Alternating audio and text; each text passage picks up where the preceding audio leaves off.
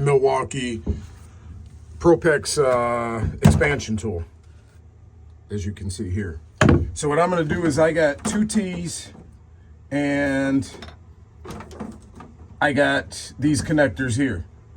So what I'm going to, I'm at a very bad angle. Show you how easy this is.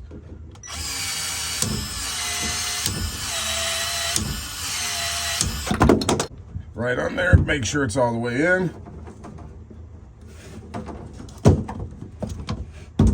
Let's do it. Another one.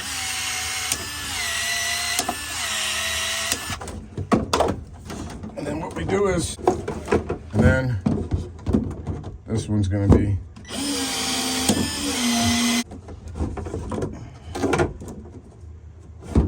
okay, so I got that one in.